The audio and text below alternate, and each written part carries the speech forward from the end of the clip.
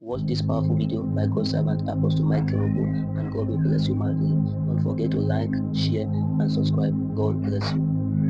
When I started traveling at first, the only dimension of power I knew is the power that comes from the stirring of the Holy Spirit.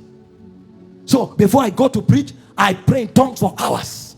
When I'm preaching, everywhere has to be on fire for power to move. I now realize it's not every day I'm preaching. As I started growing, some people call me 2 a.m. in the morning. Somebody is dying. Where is the time to go and be stirred? You are walking in the market.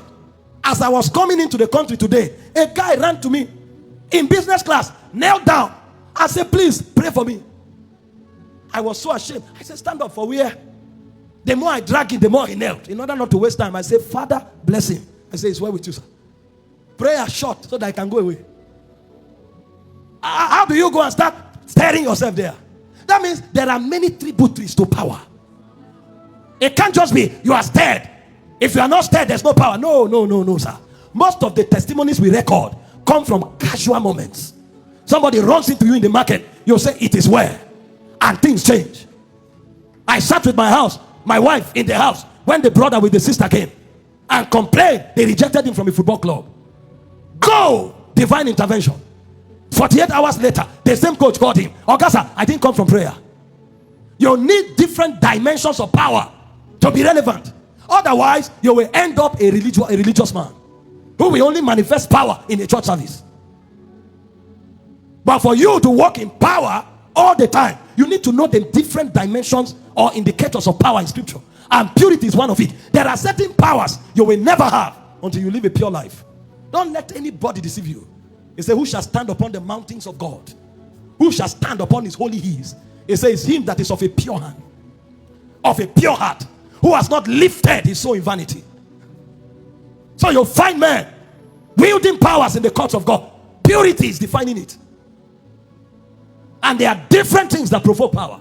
Purity grants access and sustenance of God's presence.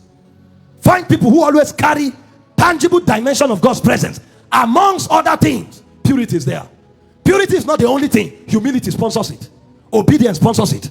He said, if you obey me, I and my Father will come and make our house with you. He said, him that is humble, he said, God will shower grace. Who should I look upon? He said, a man that is of a contrite heart and of a broken spirit. So humility, obedience, but purity also provokes presence. If you want to carry God's presence, be pure, sir. Live a holy life. I, oh Lord, am of a purer eyes. My eyes cannot behold iniquity. You can't move around with iniquity and expect God's presence to validate you. That's why today men of God are looking for all kinds of things to validate them. In the days of the fathers, you didn't need to snap a picture with somebody to have validation. When they walk into a city, they came with a cloud. God himself is the one who announces them. How do you think this man took the word without internet, without telephone? How did they take the word? There was something they carried. When Moses came to the courts of Pharaoh, there was no credential. God was his credential. The God of the Hebrew have sent me. Let my people go that they may serve me. Who is he? Don't worry, he will come here. I didn't come with theology, but I came with presence. I may not have theology, but I have presence. I have presence. And the guy dropped his rod, and his rod became a serpent. The Egyptians wise men did it. Moses' rod swallowed their own. And as you study that story, you see that the presence kept growing. After the 10th plague, the presence became Shekinah. That which was invincible became visible. And when they went out, the Bible said God went before them as a pillar of cloud by day and as a pillar of fire by night. The presence had built up upon the man until it became a cloud. We are shouting, singing. God's presence is not there because our garments are not pure. Something is wrong with our being. You find people who carry God's presence in a sustained manner. Check. There's something they are doing with grace to keep their garments pure. We lack God's presence. And when you lack God's presence, you will suffer. You will suffer. Your Christianity will be bedeviled with a lot of crises that you can't resolve. What did Moses have? All Moses carried that made him shut down Egypt, walk through the Sinai desert, enter the promised land was God's presence. The Bible said their shoe grew with them. Their garments did not wax old. That means a man who carries God's presence has abundance. He said he rebuked kings for their sakes. Touch not my anointed. Do my prophets no harm. Nobody could fight them. God's presence. And you need to read the Bible to know the people they battled with. The Bible spoke of Sihon, the king of the Amorite. It spoke of Og, the king of Bashan. Their warriors were beastly men. A man could stand up and he looked like a bear. Some of them had hairs like tigers. Those were the people they were fighting. There was no military training. They were not even coordinated because they were slaves all their lives. But without military intelligence, without economic power, they went with the Shekinah. Nations opened. Armies were shut down. Provisions came. Even the rock gave them water. What are you talking? The rock. The Bible said he cleft the rock also, and the waters gushed out. In the desert, how can water come in the desert? When they needed food, manna came from heaven, and they told Moses, we want to eat meat. Moses said, why are you tempting God? God said, no, tell them to go forward. Even in the desert, meat can come. And the Bible said he commanded the east wind, and he brought quails. Birds were sitting on bed. So there was meat, there was food, there was protection, there was provision, because of the presence. He suffered no man to do them harm. He gave a commandment in the spirit: touch not my anointed, do my prophets no harm. They carried the presence. How have we become so helpless? How have we become so powerless? How have we become so useless?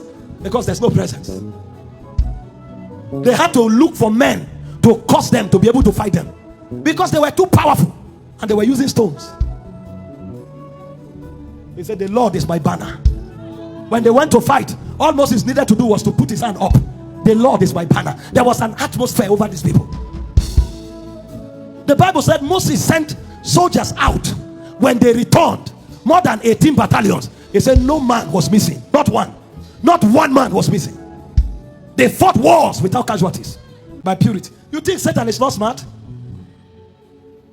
He saw that Job was hedged by God on every side. Nothing could harm him.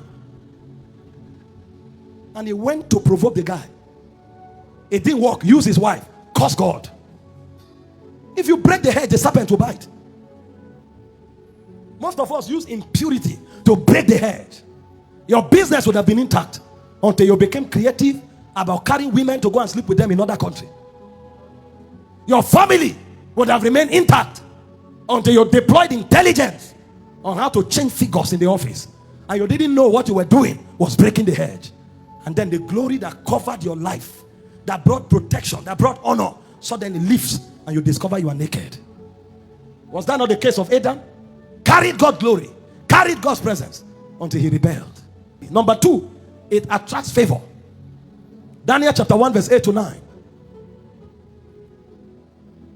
It's not everything you achieve by men laying hands on you. There are certain things that principles provoke. But Daniel proposed in his heart that he will not defile himself with the portion of the king's meat, nor the wine which they drank. Therefore he requested of the eunuch that he might not defile himself. See the implication, next verse. Now God brought Daniel into favor and tender love with the eunuch. You refuse defilement, it will look like a disadvantage for a while, but over time what favor will provoke will be more than what you would have achieved for yourself using human intelligence. Genesis 39 verse 2 to 9. Look at Joseph. The Bible said in Romans 15 verse 4, the things that were written aforetime, they were written for our learning, so that we through patience and comfort of the scriptures might have hope. Look at the things written aforetime. And the Lord was with Joseph. You will see why God was with Joseph. It was purity. And he was a prosperous man. And he was in the house of his master, the Egyptian. So even slaves can prosper if God is with them. And his master saw that the Lord was with him, and that the Lord has made all that he did to prosper in his hands. Because of God's presence, he was promoted. And Joseph found grace, which is also favor, in his sight. And he served him, and he made him overseer over his house. In all that is his house, he put in his hand. But why did he have this kind of favor? You will see that in verse 9. And it came to pass from that time, he was made overseer in his house and over all that he had, that the Lord blessed the Egyptian's house for Joseph's sake, and the blessings of the Lord was upon all that he had in his house and in the field. And he left all that he had in Joseph's hand, and he knew not aught he had, save the bread which he eat. And Joseph was a goodly person and well favored. So the master didn't even know his wealth. All he knew was food was there to eat. Joseph was in charge of everything. And he said Joseph was well favored. He was favored to the degree that he was promoted to be an overseer. But what was at the foundation? We will now see why he was so favored. Verse 8 and 9. Go to verse 7. And it came to pass after these things that his master's wife cast her eyes upon Joseph and said, lie with me. This is where we discovered the secret of Joseph's favor and power. He said, but he refused. I wish God will raise a generation of people that can refuse. And you will see favor like never before. You will see divine presence. The problem we have is that we can't refuse. And in our generation, they don't even entice us. We are the one who draw them to us. In the name of seeking favor. Favor that does not come from God.